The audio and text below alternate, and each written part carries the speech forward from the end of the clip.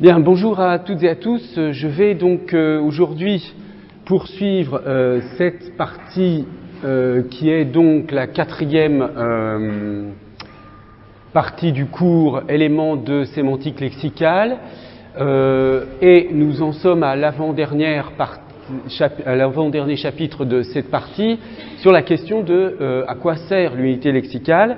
Et donc j'avais commencé à vous expliquer la semaine dernière que l'un des rôles, l'une des fonctions majeures des unités lexicales dans le langage, c'est la fonction de catégorisation. Alors, nous avions vu, je n'y insiste pas, que en tant que processus cognitif, la catégorisation peut être vue comme un cas particulier de processus analogique.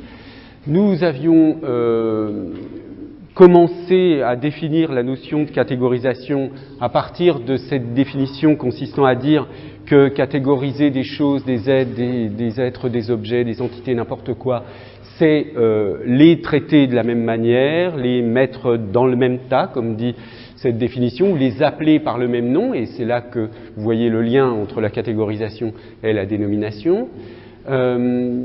Traiter les choses comme équivalentes, donc, et puis nous avions vu cet exemple de Leboeuf sur la question de la catégorisation des tasses ou des bols, et cet exemple nous montrait que dans certains cas, s'il y a des cas évidents dans lesquels vous allez catégoriser un objet comme tasse ou comme bol, il y a des cas intermédiaires plus délicat, où au fond il y a une frontière un peu floue entre les catégories. J'avais introduit aussi ces notions d'hyperonyme et d'hyponyme qui indiquent la hiérarchie des catégories et ce que nous avons vu ensuite dans le modèle des conditions nécessaires et suffisantes, c'est que les différents membres des catégories sont équivalents à l'intérieur d'une même sous-catégorie. C'est-à-dire que tous les hyponymes de carnivores, ici par exemple, guépard, tigre, lion, ont le même statut d'hyponyme de carnivores. Ce sont des sous-types de carnivores, si vous voulez. J'avais également introduit les notions d'extension et d'intention, avec la loi de Port-Royal indiquant que l'intention et l'extension varient en proportion inverse. Je vois qu'il y a une petite coquille là sur le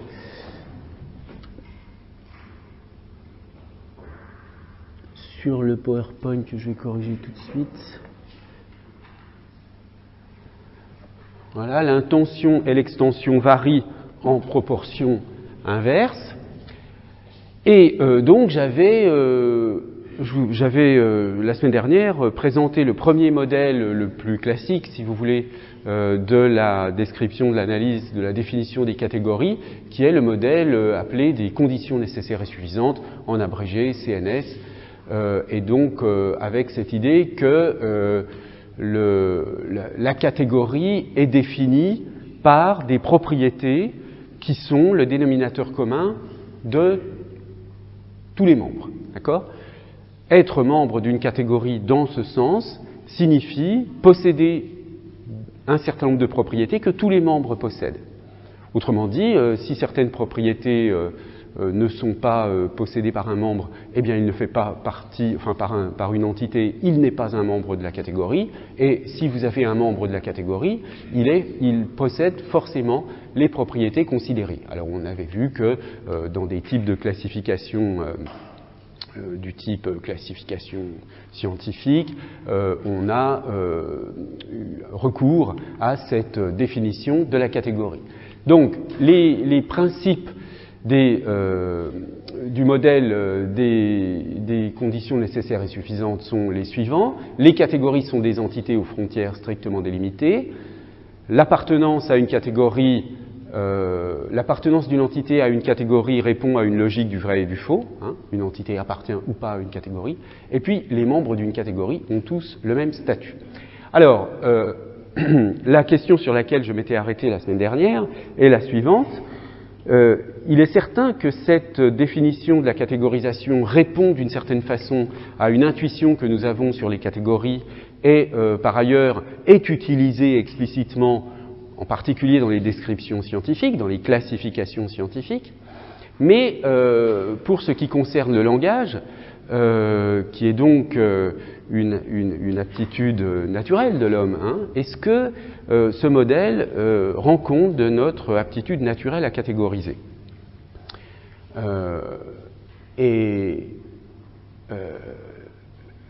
En particulier, donc, est-ce que ce modèle permet de rendre compte du genre de catégorisation qu'implique la dénomination? Alors,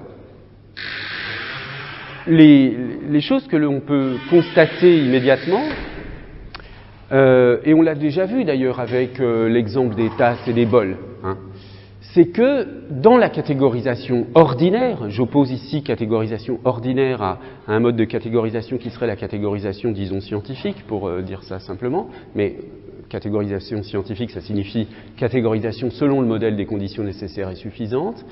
Dans la catégorisation ordinaire, les catégories ne sont pas, les frontières des catégories ne sont pas nettes. Alors, je disais, on a vu l'exemple des tasses et des bols. Hein. À quel moment une tasse devient suffisamment grande pour qu'elle soit un bol? Donc, ça montre bien que la frontière de la catégorie tasse et les frontières de la catégorie bol ne sont pas si nettes que cela. Mais, au fond, quand vous y pensez un tout petit peu, il y a toutes sortes de situations dans lesquelles ce genre de problème de catégorisation arrive. Par exemple, est-ce qu'un abat-jour est un meuble? Une lampe, vous allez dire oui, mais même un gros abat-jour, vous allez peut-être hésiter un petit peu. Un piano va pouvoir être considéré comme un meuble dans la catégorie des meubles pour un déménageur, par exemple, mais dans la catégorie des instruments de musique pour un pianiste. D'accord ? Il ne sera pas perçu dans la même catégorie. Le pianiste ne verra jamais le piano comme étant un meuble, ou alors il le verra peut-être s'il le nettoie, ou je ne sais pas, et encore. Donc il y a aussi une sorte de perspective sur les objets qui font qu'on les situe dans telle ou telle catégorie. Dans le cas des vêtements, par exemple, alors il y a des cas où on n'a pas d'hésitation. Un pantalon, un pull, une chemise sont des vêtements. Mais, bon, une ceinture, des chaussettes, des gants, vous voyez qu'ils sont dans la catégorie des vêtements, c'est-à-dire que, je veux dire que vous allez acheter ce genre d'objet dans des boutiques qui sont spécialisées dans les vêtements. Quoique, une ceinture, vous pouvez l'acheter peut-être chez un cordonnier, donc quelqu'un qui s'occupe plutôt de cuir ou de choses comme ça. Vous voyez que... Bon, est-ce que vous considérez qu'une chaussette, c'est un vêtement? Oui? Une chaussure? Une chaussette, ça vous paraît évident que c'est un vêtement. Et une chaussure? Oui, moins. Voyez un peu enfin, vous faites tous, j'imagine, des courses sur Internet. Vous avez affaire de temps à autre à ce genre de problème de catégorisation. C'est-à-dire, bon, quand vous avez l'habitude de certains sites, etc., vous savez exactement où aller chercher. Mais je ne sais pas si vous avez besoin d'un tapis de bain. Est-ce que vous allez chercher sur le site d'IKEA dans la rubrique, je ne sais pas, je dis ça un peu au hasard, textile tapis ou dans la rubrique salle de bain? Oui, bon, on a des problèmes de catégorisation de ce genre-là. En tout cas, cela montre que effectivement, dans la catégorisation ordinaire, les catégories ne sont pas homogènes. C'est-à-dire que un pantalon ou une veste appartiennent plus nettement à la catégorie vêtements que des chaussures. Donc, tous les membres de la catégorie vêtements ne sont pas équivalents. Certains sont plus des vêtements que d'autres. donc appartiennent plus à la catégorie que d'autres d'une certaine façon. Et puis, il est facile de se rendre compte que certaines propriétés des catégories ne sont pas toujours vérifiées. C'est-à-dire que définir un vêtement d'une manière générale ou un meuble d'une manière générale, vous risquez d'avoir une définition dans laquelle des choses que vous incluez spontanément dans la catégorie des vêtements ou des meubles n'entrent pas. Hein. Bien.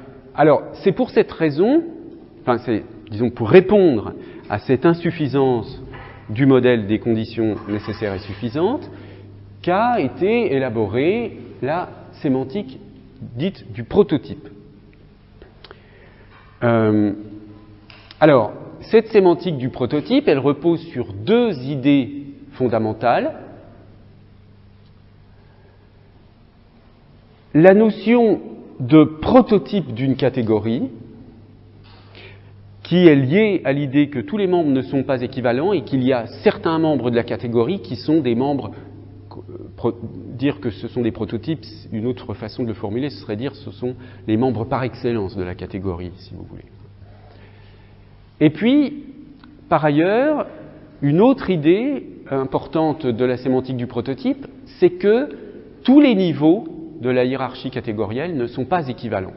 Vous vous souvenez, dans le schéma des hyperonymes et des hyponymes, vous voyez, ce schéma, je peux le continuer autant que je veux, puisqu'il y a différents types de tigres, de lions, etc.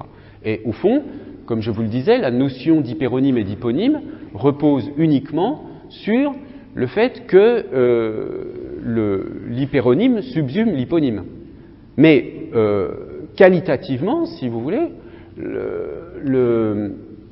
les différents niveaux de la hiérarchie sont équivalents. C'est simplement, on va soit du côté le plus général, soit du côté le plus spécifique, mais à chaque fois que l'opération qui permet de passer d'un hyperonyme à un hyponyme, mettons à ce niveau-là, de animal à mammifère ou à oiseau, est exactement du même ordre que l'opération qui permet de passer de l'hyperonyme mammifère aux hyponymes carnivores ou ongulés. J'ai la même opération, hein, c'est-à-dire que j'ai ici une catégorie de plus grande extension qui inclut les catégories d'extension plus petites. De la même manière qu'ici, encore, entre carnivores hyperonymes et hyponymes guépard, tigre et lion, j'ai une grande catégorie qui inclut des sous-catégories guépard, tigre et lion. Donc, tous ces niveaux sont équivalents du point de vue de leur fonctionnement. Et précisément, ce que montre la sémantique du prototype, c'est que ça n'est pas le cas. Il y a un niveau, qu'on appelle le niveau de base, qui joue un rôle particulier par rapport aux niveaux qui sont supérieurs ou aux niveaux qui sont inférieurs. Alors, on va voir plus en détail ces deux idées. Alors, la sémantique du prototype appliquée au nom oiseau. Alors, on peut considérer que dans nos contrées, le moineau est le prototype de la catégorie oiseau. C'est-à-dire que si vous donnez un certain nombre de propriétés, voler, avoir des plumes, avoir une forme un peu en forme de S, avoir des ailes, n'être pas domestiqué, avoir un bec, être ovipare, eh bien, le moineau est au fond le seul qui va avoir toutes ces propriétés,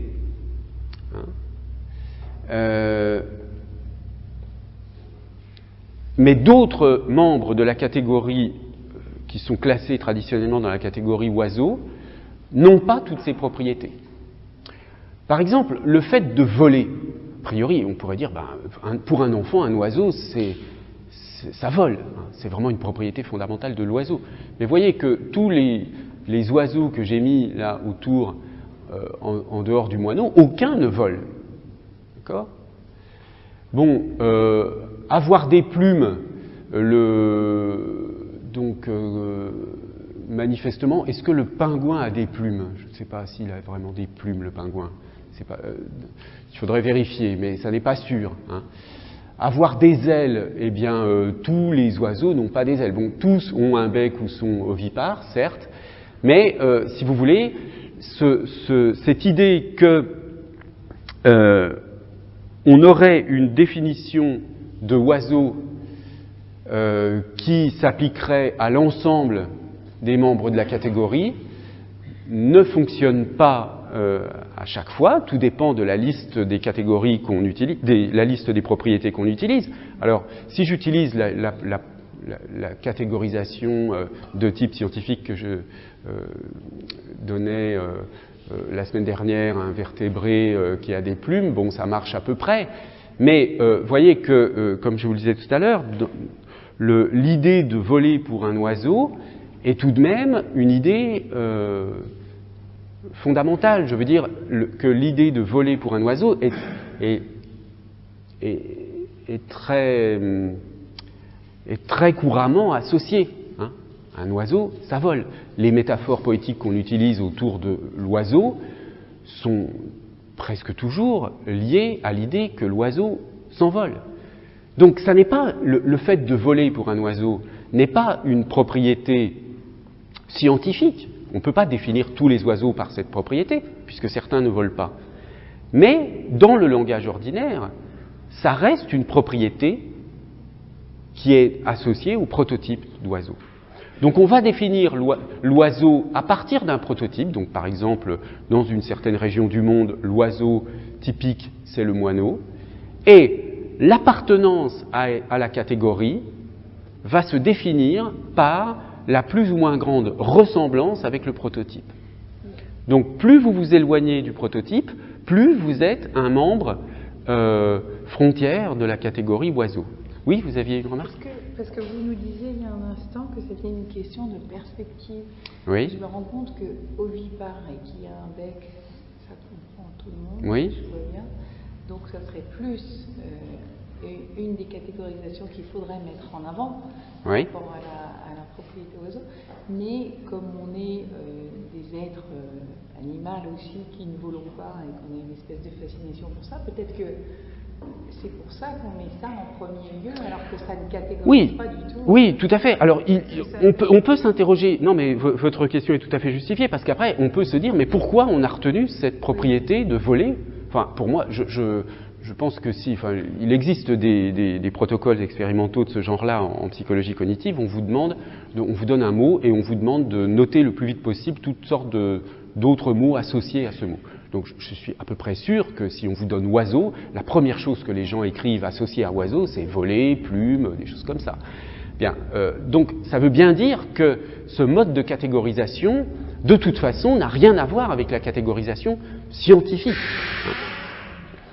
On rencontre souvent cela, d'ailleurs, ce genre de problème dans le discours dans le discours politique, pardon, où un homme politique va utiliser un nom qu'on va lui reprocher en utilisant des définitions juridiques ou etc. Par exemple, quand au début de la période des attentats en France, le président de la République avait dit « la France est en guerre ». Donc il y avait eu tout un débat à ce moment-là lié à la définition juridique de ce qu'est une guerre pour savoir si oui ou non nous sommes en guerre ou pas. Mais ce genre de raisonnement est complètement aberrant dans la perspective du fonctionnement naturel du langage humain. C'est-à-dire que la guerre est associée à un certain nombre d'idées générales et bon, par ailleurs là il y avait une sorte de fonction disons performative ici qui consistait à cadrer la réalité d'une certaine façon. Bref, une autre représentation chez les linguistes américains de la même idée, vous voyez, c'est que une représentation comme ça avec le centre de ces cercles qui est le lieu du prototype, hein, de l'oiseau, avec là aussi, vous voyez, à la frontière, le plus loin de la catégorie oiseau, ce sont l'autruche, le pingouin, parce que ils ressemblent beaucoup moins au prototype. Donc, vous voyez que cette façon de définir les catégories à partir d'un prototype de la catégorie et appartiennent ou non à la catégorie, enfin disons, l'appartenance à la catégorie est mesurée par le degré de ressemblance avec le prototype, c'est une façon de concevoir les catégories complètement différente du modèle des conditions nécessaires et suffisantes, parce que dans le modèle des conditions nécessaires et suffisantes, il y a des propriétés qui sont définitoires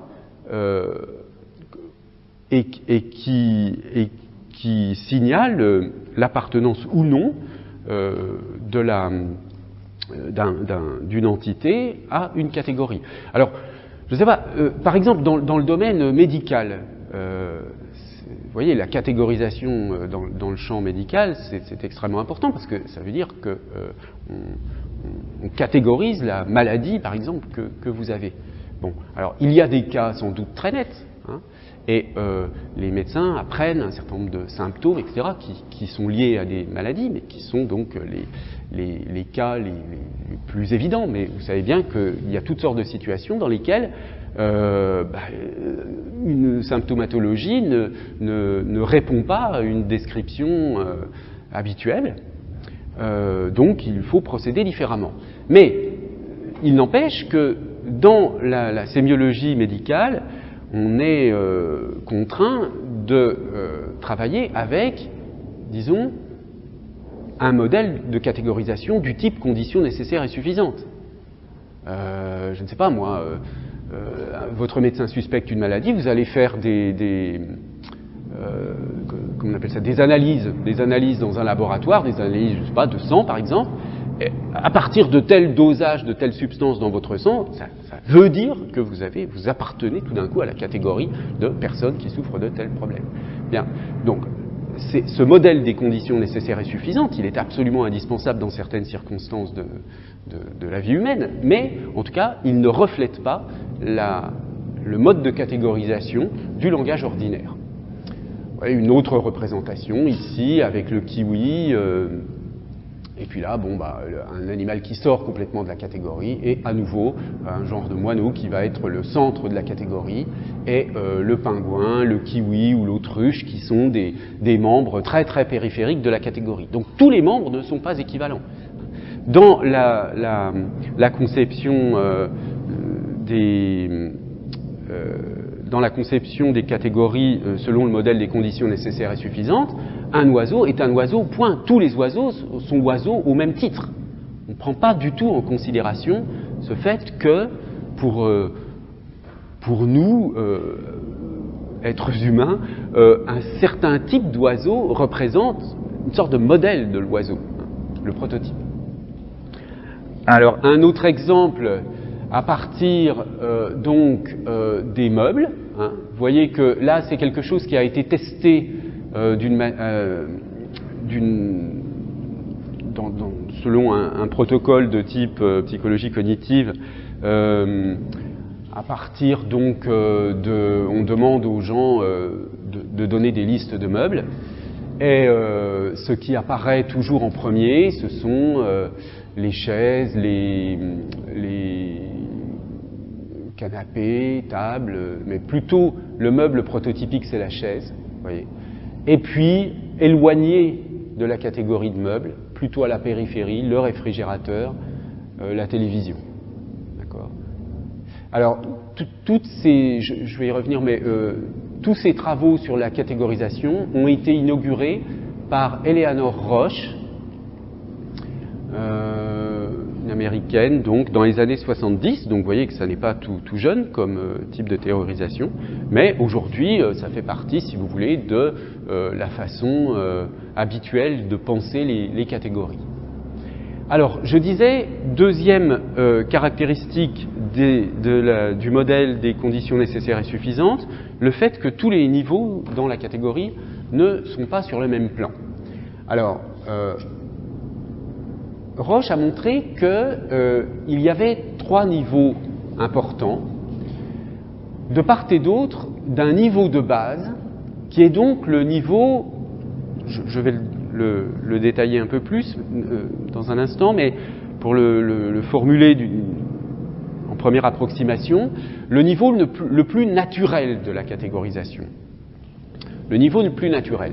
Donc ce niveau le plus naturel, dans le cas de l'exemple des animaux, ce sera le niveau où vous décrivez chien, chat, lapin, etc. Et les deux niveaux supérieurs et inférieurs, donc le niveau superordonné ou supraordonné, peu importe, d'animal, et le niveau infraordonné ou subordonné, qui est teckel, caniche, etc., par exemple, pour les chiens, les différents types de chiens, mais on aurait pu dire la même chose pour les différents types de chats, sont des niveaux qu'on va solliciter dans des situations particulières, mais qui sont beaucoup moins naturelles d'une certaine façon. Alors, on peut illustrer ces trois niveaux superordonnés, niveau de base, niveau subordonné, par d'autres exemples que les animaux. Vous voyez, dans le cas des fruits, par exemple, le niveau de base, ça va être pomme, banane, orange, etc. Et le niveau superordonné, c'est fruits, et le niveau subordonné, golden. Bon, golden, c'est un type de pomme, hein, pomme golden.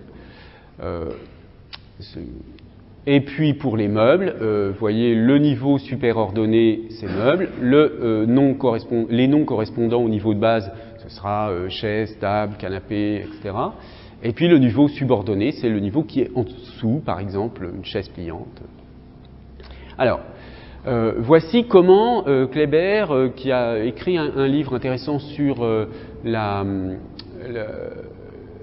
sémantique du prototype, mais là je le cite à partir d'un article publié dans la revue Sémiotique, dit la chose suivante: les objets basiques, donc les objets appartenant à la catégorie, au niveau de base, sont les catégories les plus inclusives, dont les membres ont 4 propriétés. Ils possèdent des nombres significatifs d'attributs en commun. Ils ont des programmes moteurs qui sont semblables les uns aux autres, c'est-à-dire que le genre d'action que vous allez effectuer avec ces objets est similaire. Ils ont des formes similaires et ils peuvent être identifiés à partir de formes moyennes des membres de la classe. Alors, on va voir ça un petit peu plus en détail. Première propriété qui distingue le niveau de base et le niveau subordonné, c'est que les membres, dans le niveau de base, ont ce qu'on appelle parfois une gestalt, une forme. Hein, le terme gestalt vient d'une école de la psychologie, on appelle la psychologie de la forme ou la psychologie de la gestalt en allemand. Donc les membres ont une gestalt semblable, ça veut dire qu'on peut les représenter visuellement. C'est-à-dire que vous pouvez très bien représenter visuellement un chien, un chat, sans qu'on sache exactement de quel type de chien ou de chat il s'agit, même si, lorsque vous allez le décider, vous allez vous orienter peut-être plutôt vers un type ou un autre. Mais en tout cas, vous ne pouvez pas dessiner un animal. Vous voyez ? Le mot superordonné animal n'a pas une forme caractéristique. Vous ne pouvez pas dessiner un fruit. Vous allez forcément dessiner soit une pomme, une poire, etc. Donc, l'objet le plus général qui a une forme fixe, si vous voulez, stable, c'est l'objet du niveau de base. Bon, alors aujourd'hui, en plus du bruit du chauffage, on a le bruit des travaux, c'est bien. Donc, autrement dit, on peut dire que le niveau de base est le plus abstrait pour la similarité des formes globales des membres. Hein. C'est-à-dire que si vous allez plus loin dans l'abstraction, vous perdez la possibilité d'avoir une image possible, valable pour tous les objets de la catégorie. Alors, quand on parle du programme moteur pour le niveau de base et le niveau subordonné, c'est-à-dire que ces deux niveaux, par opposition au niveau superordonné, impliquent un programme d'action. C'est-à-dire qu'une chaise, par exemple, implique le programme d'action que vous allez l'utiliser pour vous asseoir. Mais un meuble n'a pas un programme d'action spécifique. Hein. Un meuble, vous ne pouvez pas associer une action générale à un meuble.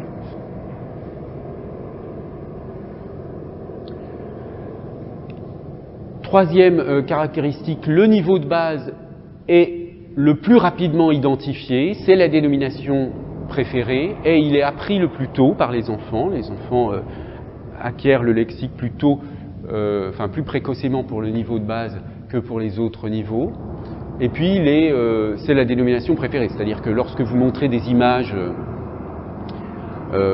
dans des protocoles de dénomination d'images, par exemple, si vous montrez des images de chiens, de chats ou de fruits, les gens ne vont pas dire c'est un fruit, ils vont dire c'est une banane, c'est une pomme, etc.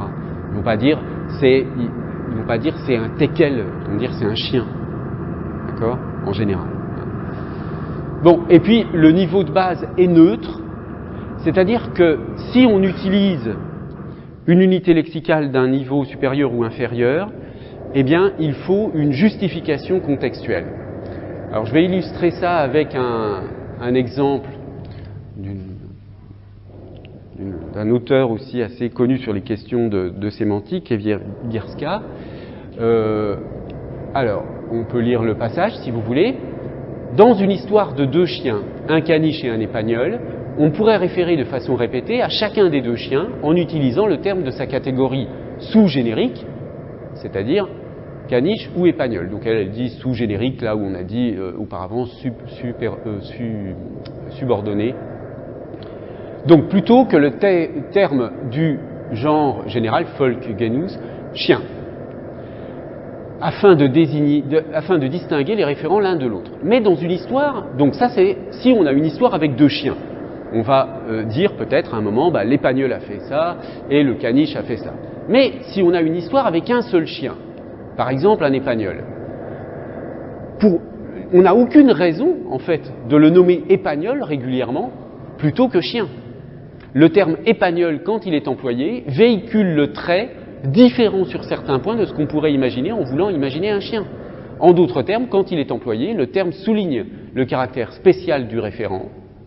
Cet accent mis sur le caractère spécial du référent est parfaitement compréhensible dans un contexte contrastif, une histoire de deux chiens, mais s'il n'y a pas de risque de confusion, comme dans une histoire qui parle d'un seul chien, il n'est pas naturel et est stylistiquement marqué.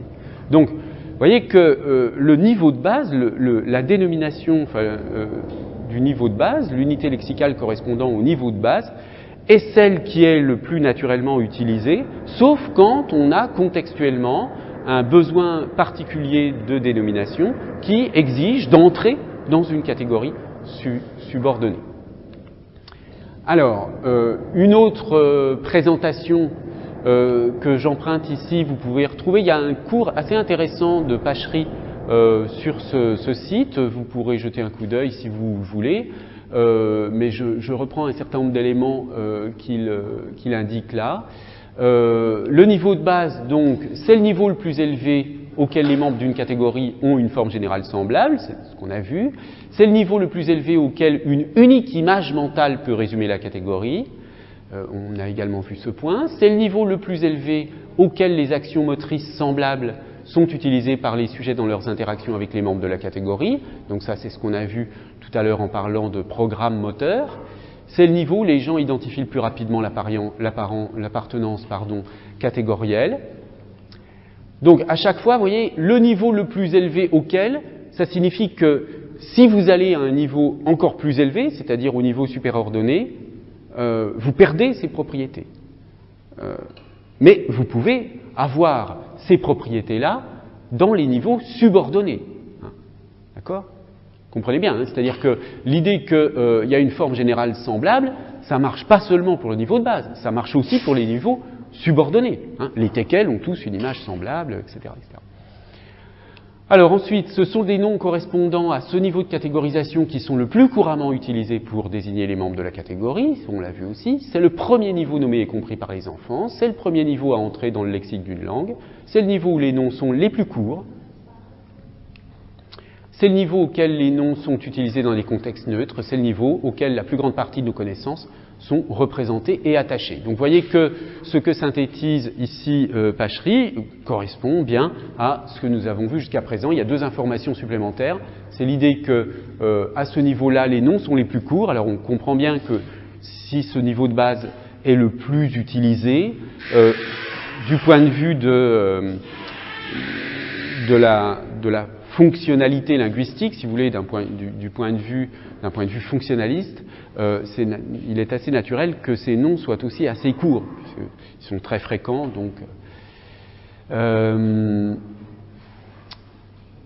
et puis donc, le fait que la plus grande partie de nos connaissances soit attachée à ces mots-là, c'est aussi assez naturel, puisque c'est la catégorisation, le mode de catégorisation le plus général, le plus commun. Donc, ce niveau de base, il est fondamental sous ces 4 aspects. Du point de vue de la perception, on a donc une image mentale unique, une forme générale qui est perçue, une identification rapide. Du point de vue de la fonction, il y a un programme moteur qui est toujours le même. Du point de vue de la communication, ce sont les mots les plus courts, les plus couramment utilisés, les premiers appris. Et puis du point de vue de l'organisation des connaissances, donc encore une fois, les attributs des membres d'une catégorie sont en général donc stockés à ce niveau. Alors, quelques exemples pour changer un petit peu des exemples des fruits, etc. Un exemple que j'ai pris dans un texte lié à l'architecture. Alors, vous voyez que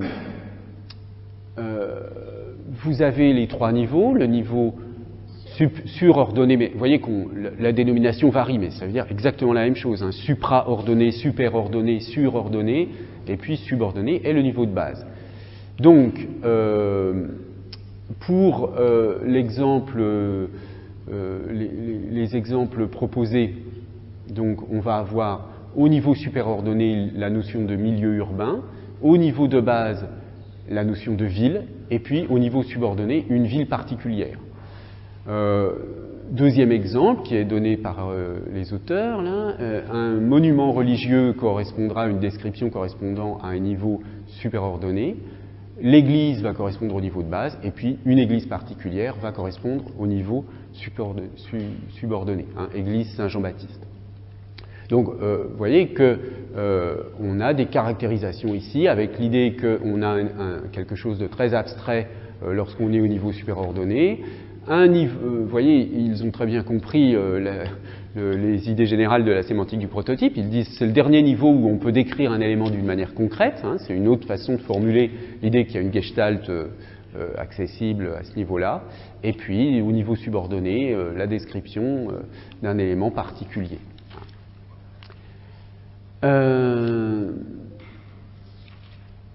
Alors, ces deux description, enfin, cette analyse des différents niveaux dans la hiérarchie, c'est ce qu'on appelle la dimension verticale des catégories, hein, la dimension horizontale correspondant donc à l'équivalence entre les membres d'une catégorie donnée.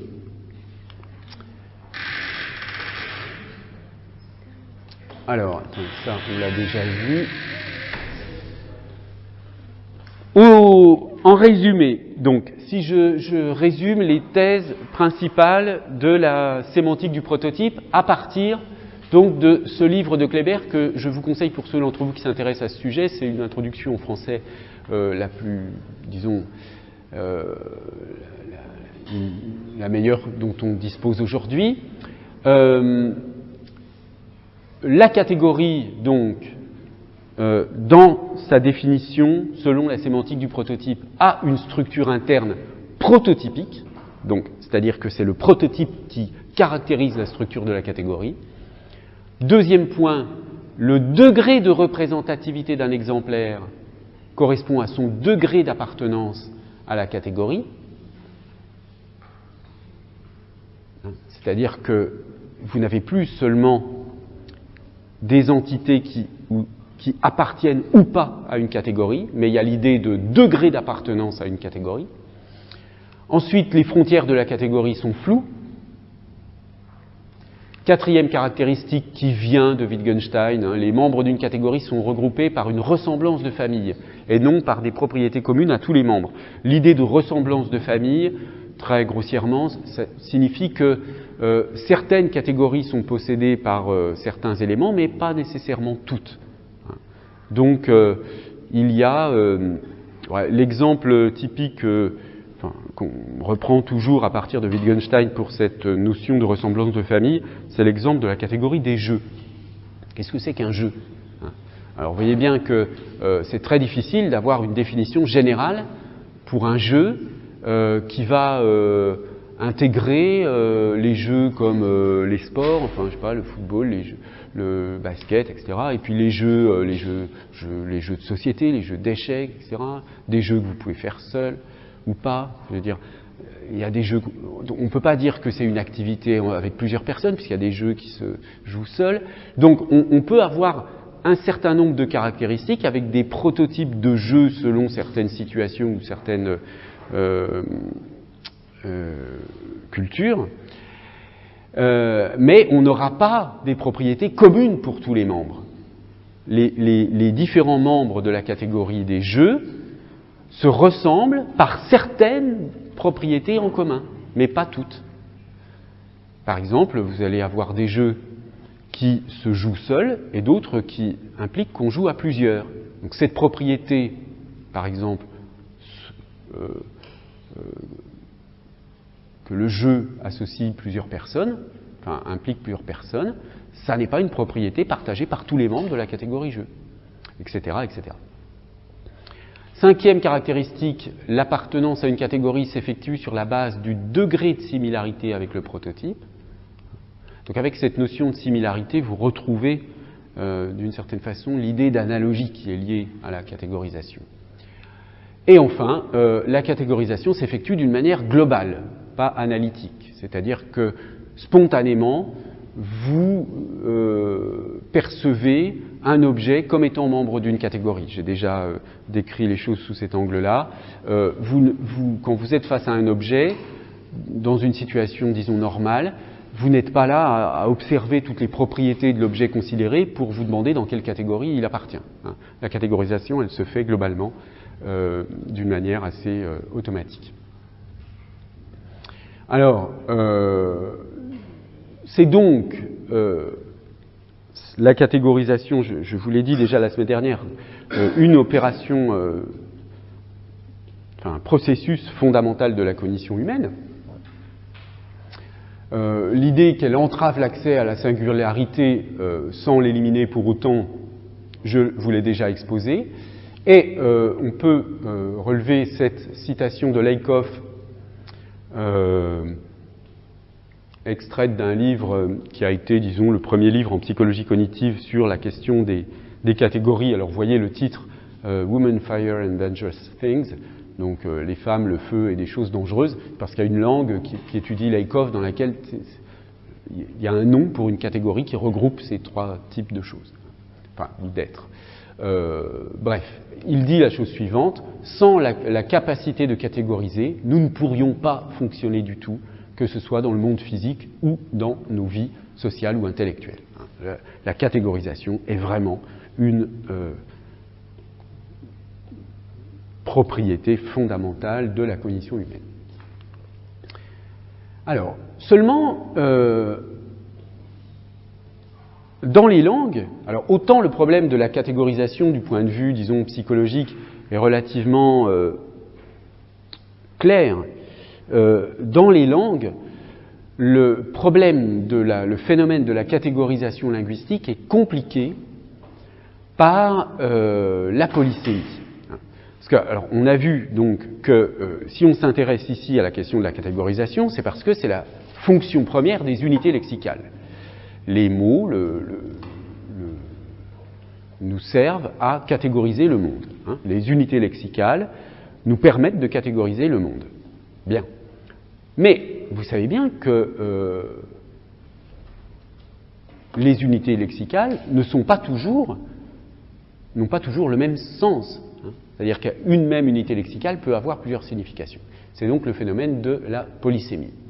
Alors, à titre introductif, comparons ces différentes situations dans lesquelles on a un même mot utilisé avec des sens différents.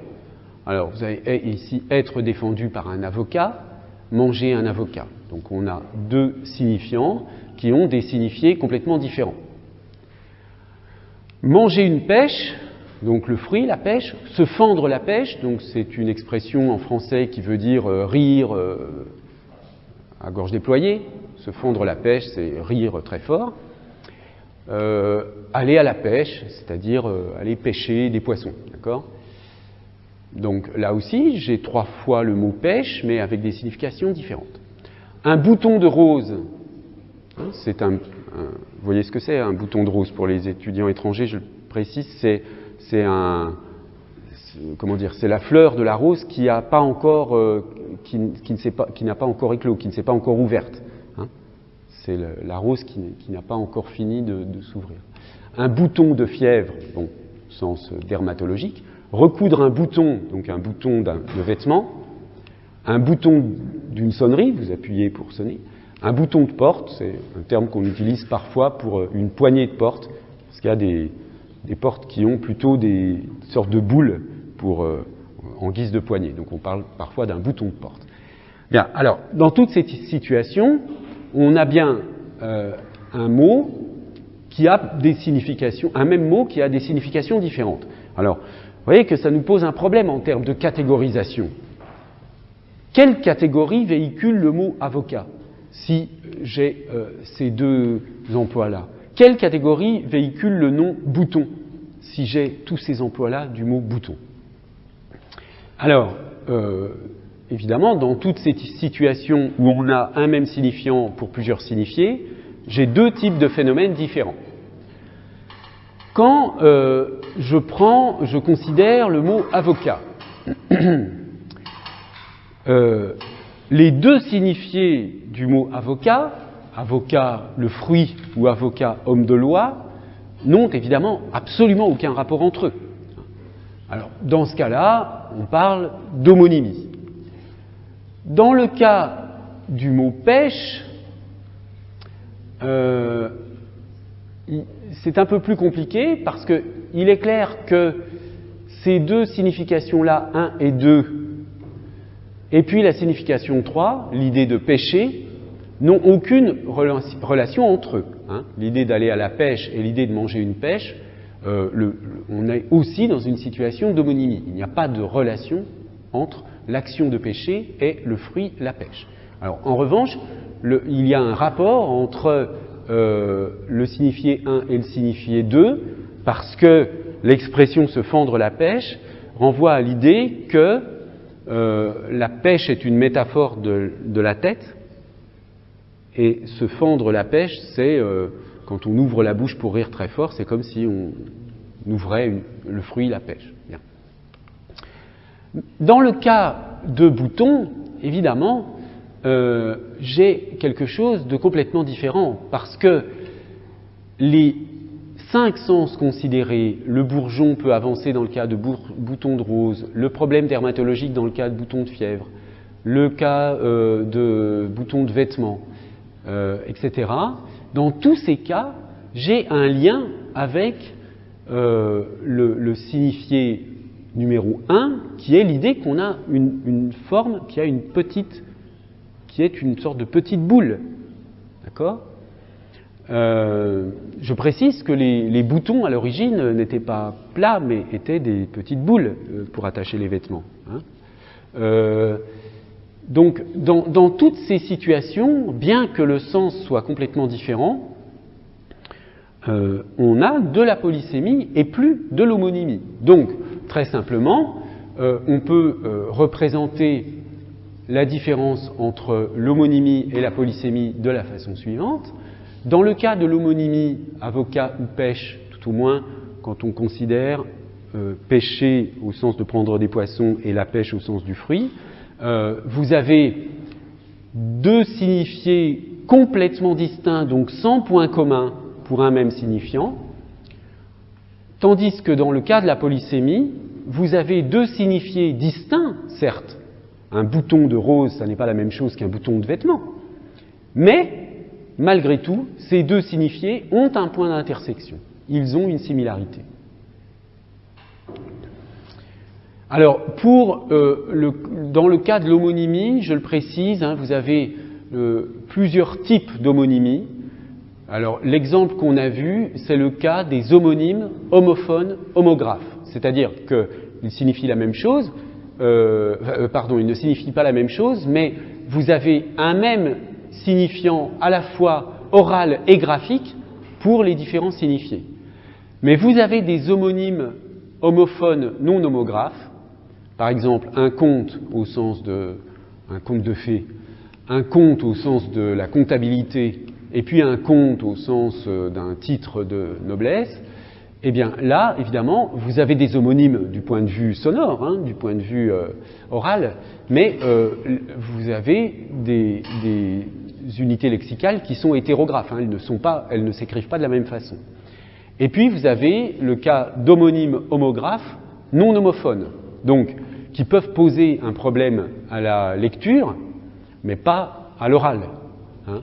Par exemple, cet homme est fier, mais peut-on s'y fier? Vous voyez que ici, fier et fier s'écrivent de la même façon, mais ne sont pas homophones. Et on parle dans ce cas-là d'homonymes homographes. Nous éditions de belles éditions, là aussi, on a donc un signifiant graphique pour plusieurs signifiés disjoints.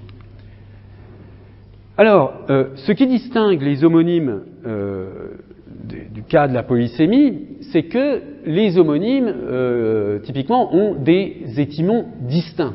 Hein. Ils n'ont pas la même origine. Par exemple, donc pêche, le sens donc du fruit hein, vient du bas latin et donc du bas latin persica et lui-même issu d'une expression malum persicum. Oui, tiens, j'ai encore une coquille ici. Malum persicum, qui est le fruit venant de la Perse. Donc, vous voyez, on n'y pense pas forcément, mais la pêche, c'est lié à la Perse. Je corrige cette coquille.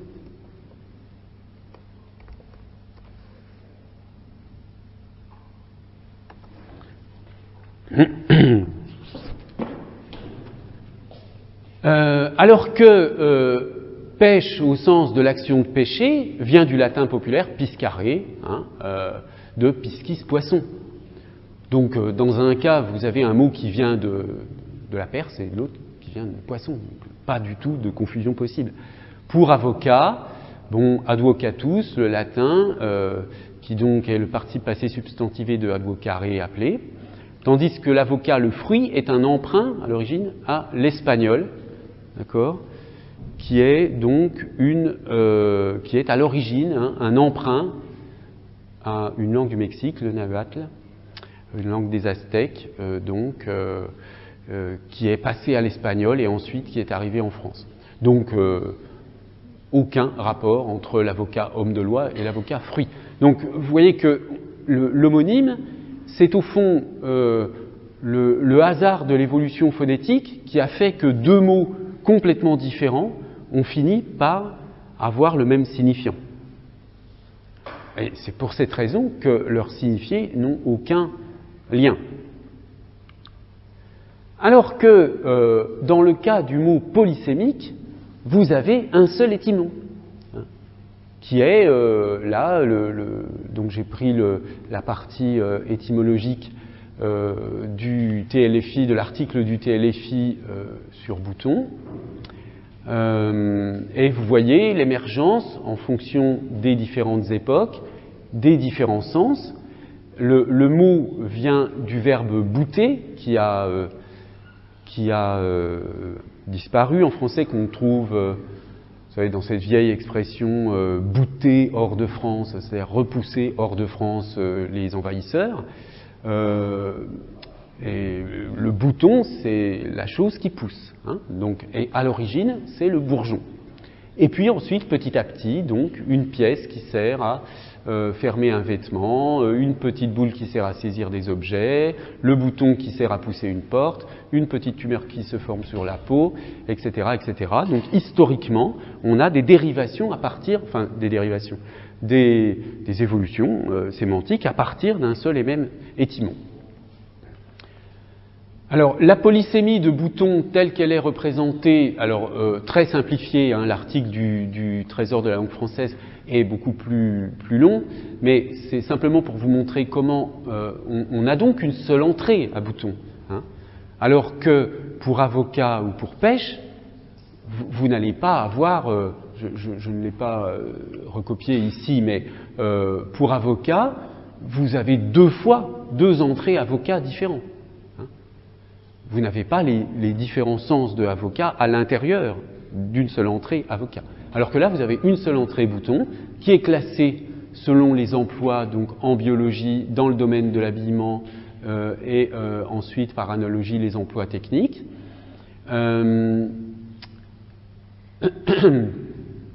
Et donc, au sein de la biologie, une distinction entre le sens de base qui est le sens botanique, le sens de l'anatomie humaine qui est donc l'éruption de boutons, enfin le bouton dermatologique, etc., etc. Ici, vous avez l'indication par analogie, mais au fond, on a aussi une analogie dans le cas du bouton d'habillement et même du bouton de l'anatomie humaine.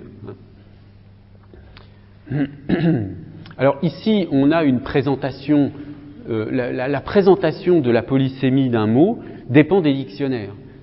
Le Littré, par exemple, a une présentation historique. Il met au début le premier sens. Ici, il se trouve que ça coïncide, mais ça n'est pas toujours le cas.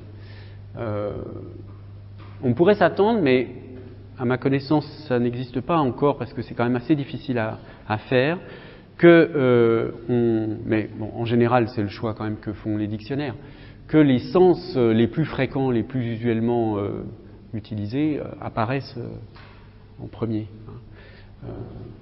Mais parfois, il y en a plusieurs qui sont associés à un seul et même mot. Alors,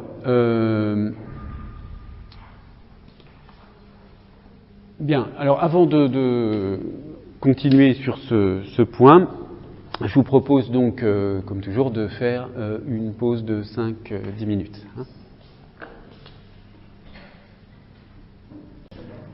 Alors, je reprends donc avec cette question de l'organisation des différentes acceptions ou des sens dans le cas d'un mot polysémique. Alors, là, vous avez un exemple où est explicitement indiqué un rapport d'analogie, par analogie, donc pour bouton, le sens électrique ou le sens technologique de bouton de porte, de serrure ou d'un verrou, ces deux sens-là sont vus comme étant des sens par analogie avec les sens précédents. Évidemment, les auteurs de dictionnaires ne sont pas toujours d'une rigueur parfaite. Au fond, cette notion d'analogie pourrait très bien, comme je l'ai dit tout à l'heure, être aussi appliquée au cas de l'habillement ou de l'anatomie humaine. Alors, outre le sens par analogie, on a d'autres opérateurs de polysémie, qui sont en fait, ces opérateurs sont les différents procédés, si vous voulez, par lesquels vous passez du sens de base à une autre acception. Alors, vous avez par métaphore le cas, l'utilisation de boutons dans l'expression des vies en bouton, des vies en bouton, c'est-à-dire commençantes, la jeunesse, etc. Le cas de la métonymie, je l'illustre par l'exemple de Blaireau, qui est un exemple, traité notamment par Robert Martin dans un livre Logique du sens, que j'ai peut-être déjà eu l'occasion de mentionner, je ne sais plus.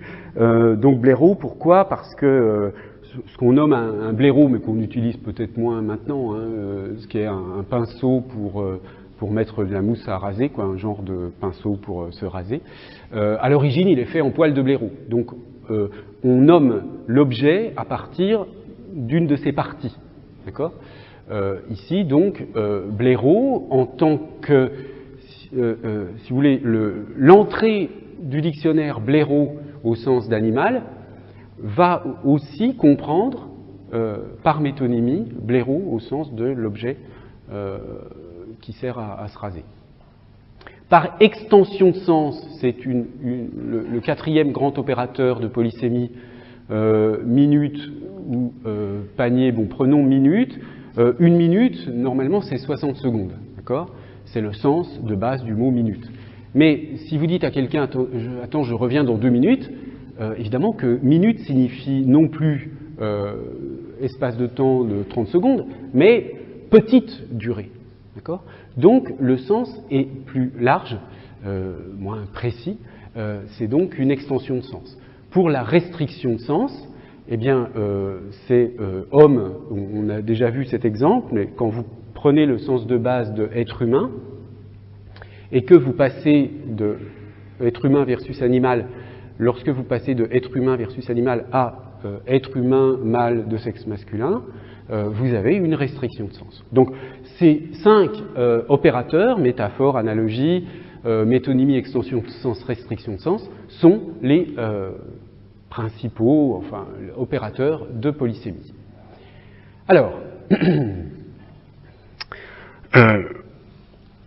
là, je vous ai présenté, si vous voulez, la base, enfin, les éléments les plus simples qu'on trouve, disons, dans tout manuel digne de ce nom, sur la notion de polysémie. Donc, savoir distinguer homonymie, polysémie, et puis connaître les opérateurs de la polysémie. Mais il y a un certain nombre de problèmes théoriques qui sont liés à la polysémie que je vais vous exposer à partir d'une proposition de Kléber qui est importante parce qu'elle ajoute des conditions qui sont nécessaires pour qu'on puisse vraiment parler de polysémie. Disons que les choses sont un petit peu plus compliquées que celles que je viens d'expliquer.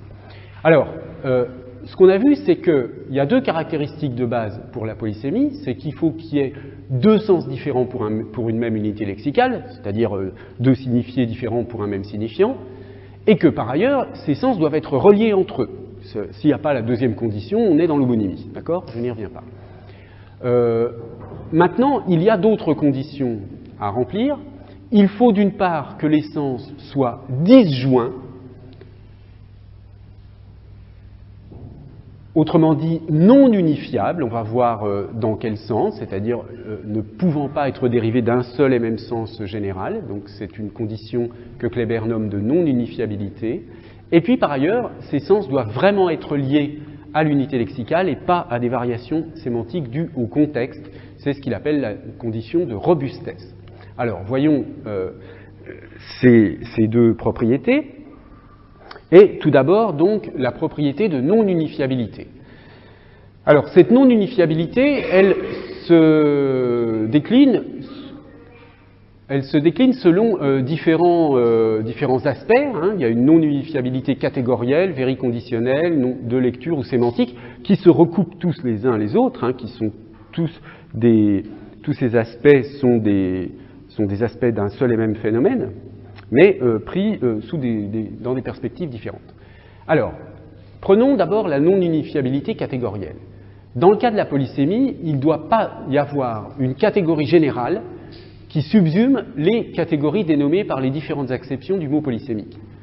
Par exemple, comparer souris et enfant. Un enfant, ça peut être un garçon ou une fille, d'accord ?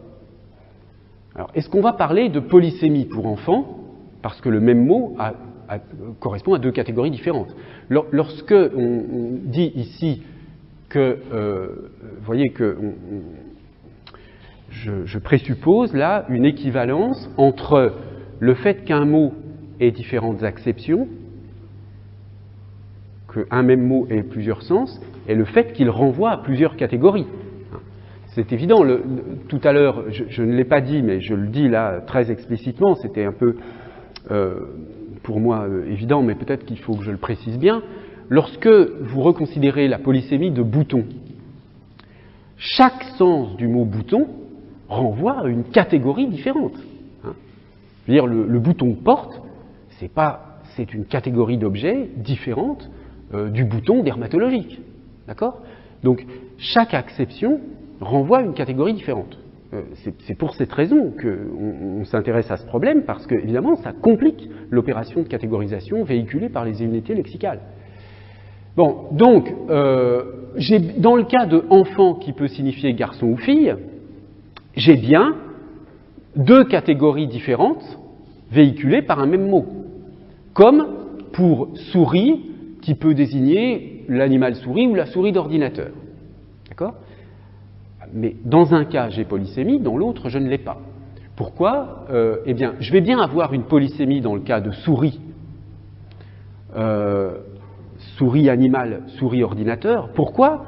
Parce que ces deux catégories, la souris d'ordinateur et la souris animale, ne peuvent pas être considérées comme appartenant tous les deux à une même catégorie générale. Il n'y a pas une catégorie générale d'objets ou d'êtres, d'entités, dans laquelle je pourrais mettre ou bien des souris d'ordinateur ou bien des souris des animaux. D'accord ? J'ai deux catégories qui ne sont pas unifiables. Alors que la catégorie enfant, garçon, enfant, fille, ces deux catégories sont unifiables dans la catégorie générale enfant. D'accord ? Donc ici, pour enfant, garçon ou fille, je n'ai pas une polysémie, mais un sens indéterminé. Alors, deuxième façon d'écrire la non-unifiabilité. Non-unifiabilité vériconditionnelle. Alors, je cite cette phrase de Kléber, l'attribution d'une valeur de vérité s'établit au niveau de chaque lecture particulière et non au niveau d'une interprétation rassemblant les différentes lectures. Si je dis « Paul n'a pas d'enfant »,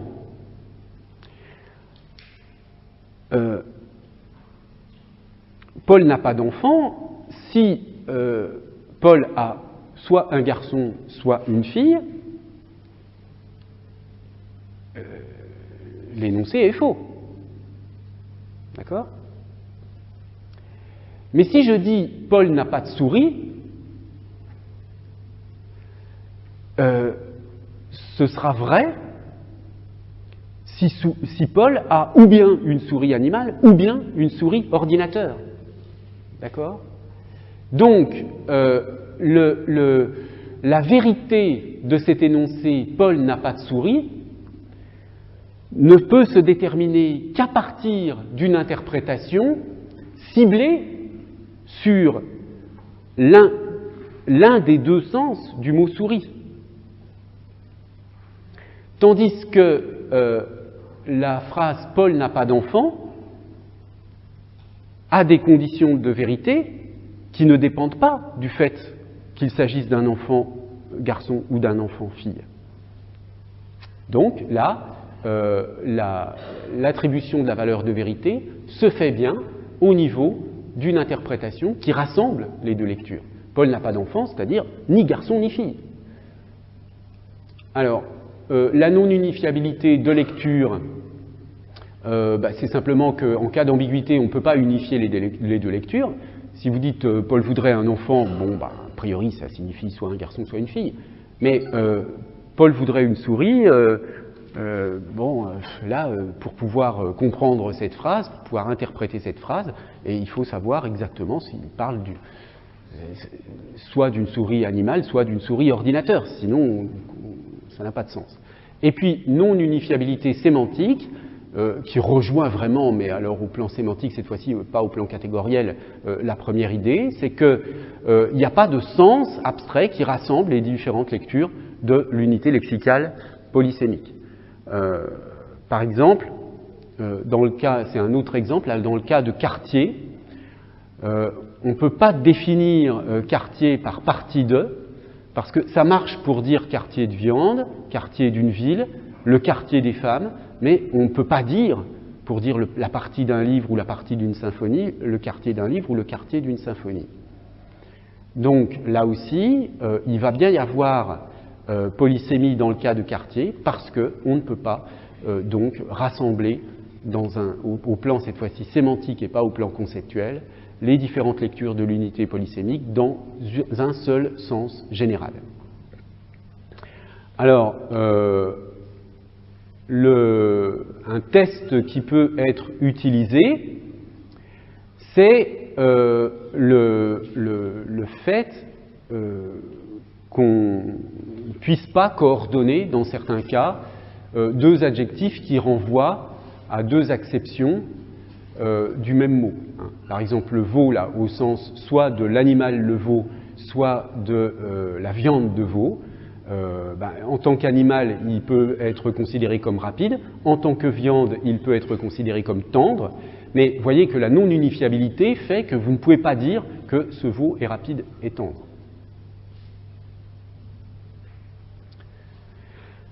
Alors, cette condition ne suffit pas pour la raison suivante.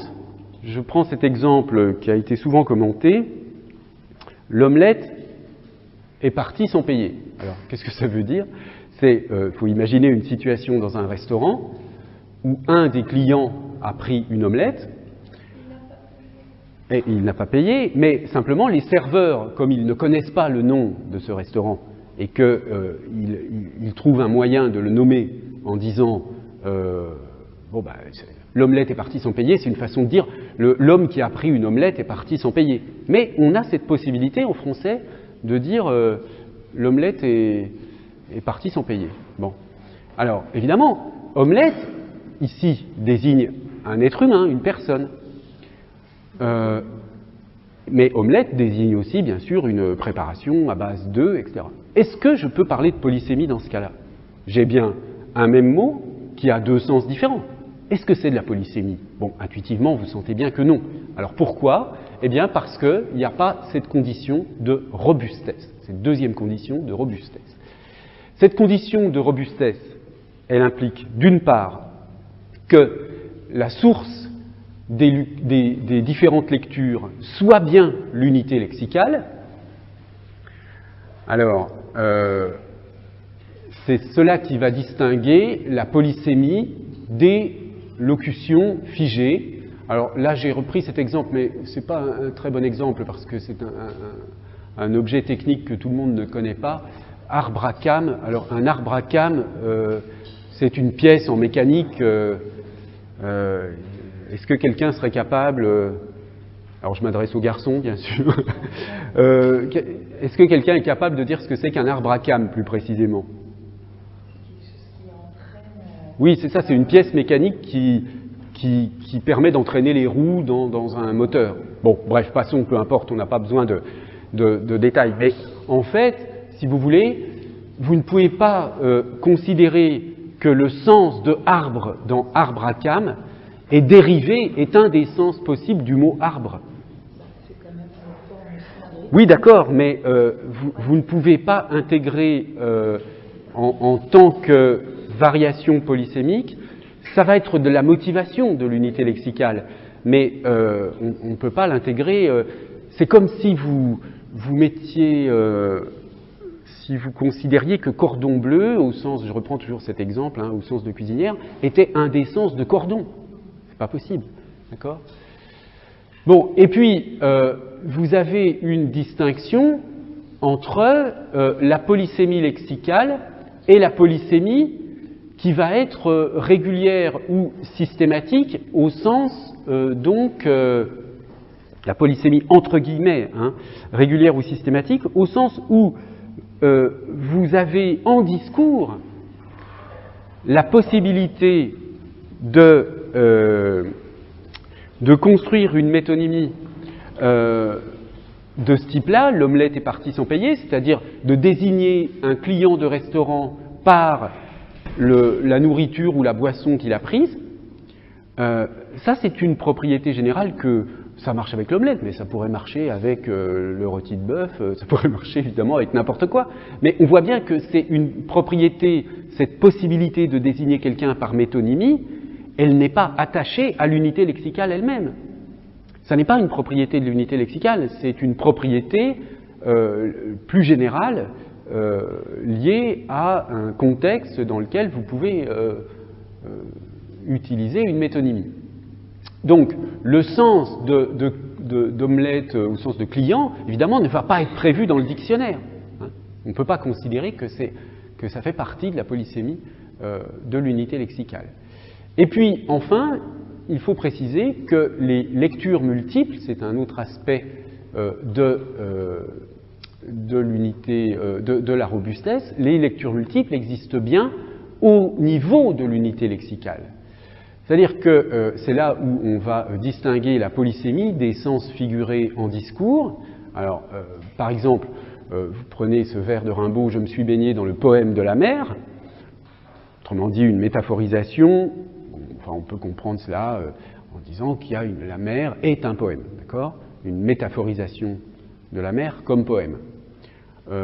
Mais il va de soi que vous n'avez aucun dictionnaire du français qui, à l'entrée mer, va donner le sens de poème parce que ce sens, cette métaphore existe chez Rimbaud. Alors, on pourrait faire des dictionnaires de ce genre-là pour les auteurs, c'est-à-dire faire un genre de dictionnaire des métaphores rimbaldiennes ou, je ne sais pas, chez Saint-John Perse ou chez d'autres, qui associeraient à des unités lexicales leur sens métaphorique tel qu'il est déployé par certains auteurs. D'ailleurs, ça s'est fait, ce genre d'études. Mais en tout état de cause, du point de vue de la description des unités lexicales d'une langue, ce type de cas ne peut pas être prévu. Mais vous nous disiez que la poésie, justement, était à part de cette condition de vérité. Oui, alors effectivement, mais là, j'en parlais dans ces termes pour le calcul sémantique général, si vous voulez, qui n'est pas de l'ordre d'une simple compositionnalité. Ici, je parle plutôt, disons, des unités de langue, qu'on appelle unités lexicales, et qu'est-ce qui appartient en propre à l'unité lexicale? Elle a des propriétés, mais certaines de ces propriétés ne viennent pas seulement d'elles-mêmes, ne sont pas attachées à elles, elles viennent de l'emploi qui est en effet. Donc, il faut distinguer, enfin c'est une remarque complémentaire, il faut distinguer au moins deux niveaux de fonctionnement des figures. Le niveau de la langue, où on va parler d'opérateurs de la polysémie, comme les métaphores, les métonymies, etc., qui sont effectivement des opérateurs de polysémie au plan de la langue, des unités lexicales. Et puis, les opérateurs au niveau du discours, qui peuvent être soit pas particulièrement créatifs, donc réguliers, prévus dans les usages discursifs, donc ce qu'on a appelé tout à l'heure, entre guillemets, une polysémie systématique, l'exemple l'omelette est partie sans payer, et puis, au niveau du discours, les figures inventives, par exemple, ce que Ricoeur appelle les métaphores vives. Nous en avons déjà parlé lors d'un cours précédent. Il y aurait là un cas intermédiaire qui serait celui des expressions figées, où on n'est ni au niveau de la langue, ni au niveau du discours. Mais bon, je ne l'ai pas mentionné ici. Et puis, deuxième remarque, ce que je vous ai décrit est une certaine conception de la polysémie. Mais il y a des linguistes qui récusent, disons, cette perspective sémantico-référentielle qui décrit les différents sens d'un mot à partir d'un sens de base. Vous voyez, ça vous paraît peut-être tellement évident que vous ne vous posez pas la question, mais le fait de décrire le sens, la polysémie d'une unité lexicale à partir d'un sens de base et de dérivation à partir de ce sens de base. C'est quelque chose qui semble... Enfin, on ne voit pas comment on pourrait faire autrement d'une certaine façon a priori. Mais si, il y a des propositions théoriques qui vont chercher à dire que même pour Arbracam, même pour n'importe quel emploi d'un mot, on doit trouver un sens suffisamment général qui va s'appliquer à tous. Alors, c'est le cas de Cadio et Visetti dans une théorie qu'ils appellent la théorie des formes sémantiques. Alors, voici un exemple de traitement pour le mot boîte. Alors, on peut lire ensemble ce passage, si vous voulez. Dans les dictionnaires usuels du français, le mot boîte est défini à partir d'une valeur de base correspondant à un prototype matériel ou perceptuel. Les très nombreux composés, introduits de manière alternante par a, les prépositions a ou de, qui ne se conforment pas à ce prototype, par exemple boîte aux lettres, boîte d'essieu, boîte de nuit, sont décrits sous les rubriques fourre-tout de spécialité, analogie, parfois aussi métaphore. Donc ce sont les opérateurs de polysémie dont nous avons parlé. À ce mode de présentation, une approche non dictionnérique, mais de sémantique lexicale, suggère d'opposer le principe d'un stéréotype intentionnel ou d'un concept formulé en termes exclusivement fonctionnels. Donc, contenir X et produire, fournir Y. Alors, leur définition de boîte, ce sera contenir X ou produire ou fournir Y. Oui, donc c'est une définition extrêmement abstraite. Hein. Mettant a priori les quasi-innombrables usages du mot sur un pied d'égalité, cette description permet de rendre justice à cette variété, cette productivité, grâce à une mécanique flexible d'ajustement entre l'instruction stéréotypique générique et les contraintes matérielles spécifiques. Donc l'idée, c'est que dans cette perspective sémantique, c'est que vous avez une sorte de sens générique qui est constant et que ce sens est profilé de manière différente selon les emplois. D'accord ? Alors, la perspective que j'ai décrite à partir de Kléber est opposée à cette perspective-là. Donc, vous avez en sémantique, évidemment, la perspective développée par Cadio et Visetti est peut-être moins courante, plus marginale, mais il est intéressant de savoir qu'elle existe. Alors,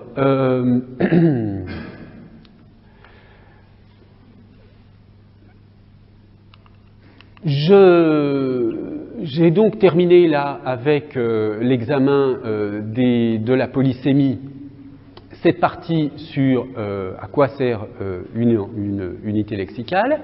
Et donc, je vous propose quelques conclusions synthétiques pour terminer. Alors, les catégories, on l'a vu, les catégories naturelles, que j'appelle naturelles par opposition aux catégories scientifiques, sont organisées de façon prototypique. Donc, et la catégorisation s'effectue plus fréquemment ou plus spontanément au niveau de base, par opposition au niveau superordonné ou subordonné. Ensuite, on a vu que le degré d'appartenance à la catégorie dépend du degré de similarité avec le prototype. D'accord ? Que la catégorisation a quelque chose à voir avec les processus analogiques, parce qu'elle est fondée sur la prise en charge de la similarité. Ce que j'appelle ici analogie, c'est un processus d'identification fondé sur des similarités.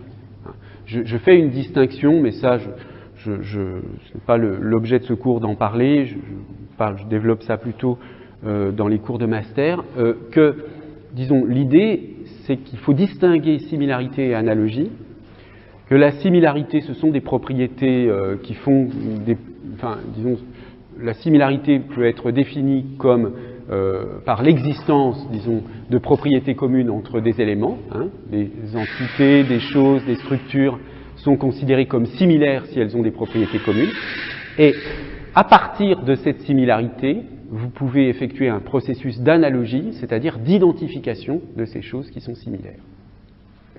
Bien, alors on a vu que dans le cadre de la sémantique du prototype, on caractérisait le degré d'appartenance à la catégorie par la similarité avec le prototype.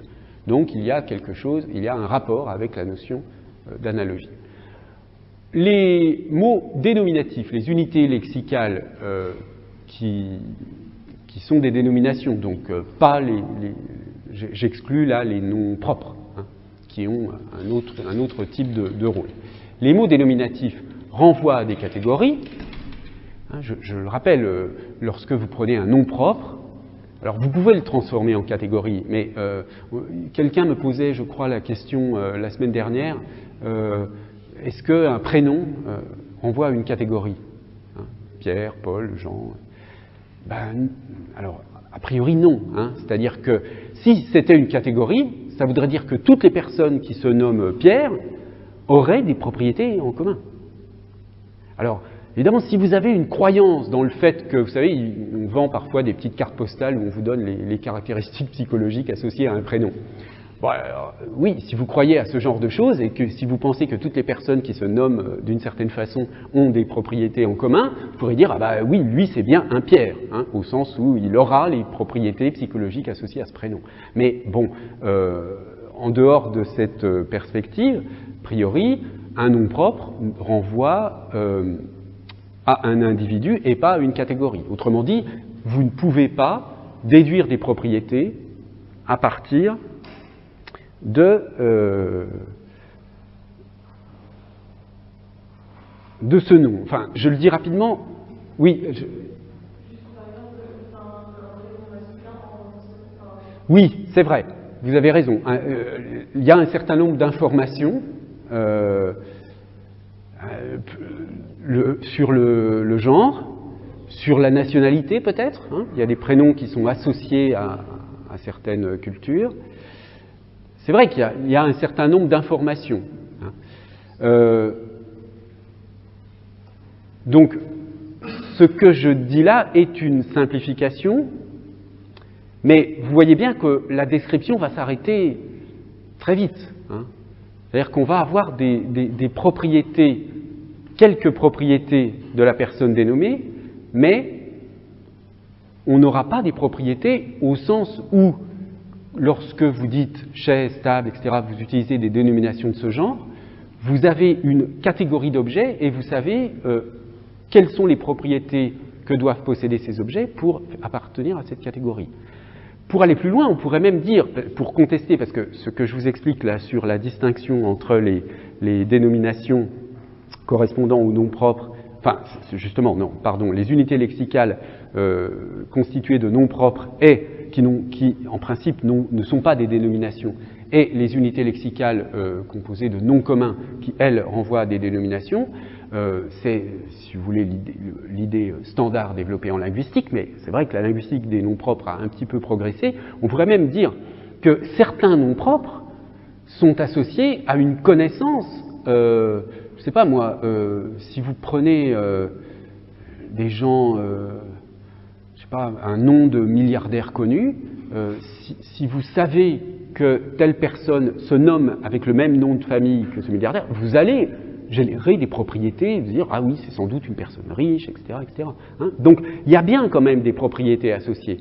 Mais évidemment, elles ne sont pas là où il demeure malgré tout une différence importante, c'est que vous ne pouvez pas faire un dictionnaire des noms propres au sens où vous aurez un dictionnaire de catégories. Un dictionnaire de noms propres, c'est un dictionnaire d'individus. D'accord ? Alors, vous aviez une remarque aussi ?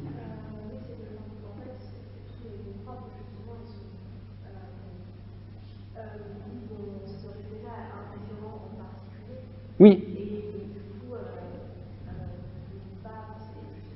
à part la description du référent lui-même, on ne va pas pouvoir faire justement des catégorisations plus générales parce qu'il n'y aura qu'un seul référent. Voilà. Et en soi, certes, un prénom va pouvoir véhiculer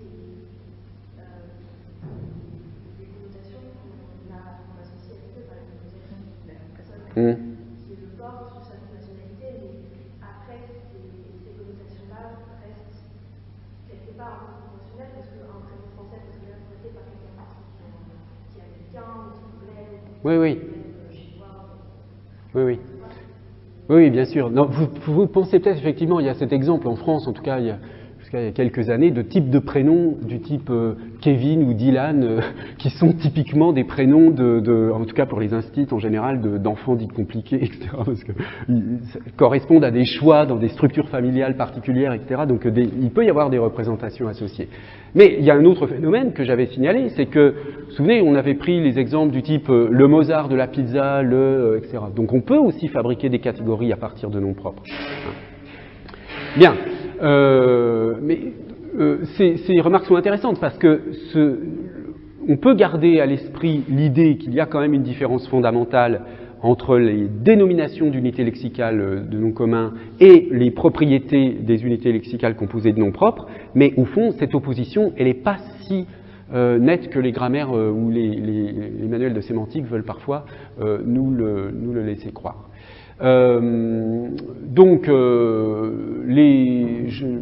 On a parlé également donc des opérateurs de la polysémie, et évidemment, il faut noter que la polysémie est un moyen d'extension du lexique. Hein, parce que prenez le cas de souris d'ordinateur. On a, en anglais c'est pareil, hein, on utilise le même mot. D'ailleurs, le mot français peut être considéré comme une traduction de la même opération. C'est par analogie. Hein. Je veux dire qu'une souris d'ordinateur, tout au moins à l'époque où il y avait des souris avec des fils, pouvait évoquer le corps de l'animal avec la queue un peu longue de la souris qui est le fil de l'ordinateur. Bien. Il est certain que si on avait commencé par inventer des souris qui n'avaient pas de fil, on n'aurait sûrement pas utilisé souris comme nom. On aurait peut-être trouvé autre chose. Bref, ce que je veux dire par là, c'est que vous voyez bien la relation donc d'analogie de forme entre la souris d'ordinateur et la souris animale, mais pour créer, parce que c'est un objet technologique nouveau à un moment donné, il faut lui trouver un nom. Vous avez plusieurs solutions pour trouver un nom. Vous en avez 3 principalement, enfin 4 même, soit créer un mot nouveau.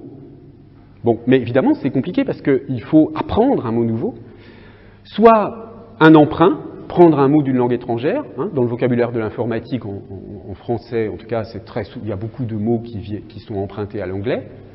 Soit vous utilisez la polysémie. Et l'avantage de la polysémie, c'est que vous n'avez pas besoin d'apprendre un mot nouveau, mais vous étendez le sens d'un mot que vous connaissez déjà. Donc en termes de mémorisation, en termes cognitifs, il y a un coût qui est moindre. Et puis la dernière solution, on en parlera dans les semaines à venir, c'est l'expression figée, hein, qui va vous permettre, avec des mots que vous connaissez déjà, de fabriquer un sens nouveau. Voilà, eh bien écoutez, s'il n'y a pas d'autres questions, nous allons arrêter là pour aujourd'hui. Et merci de votre attention, donc et à la semaine prochaine.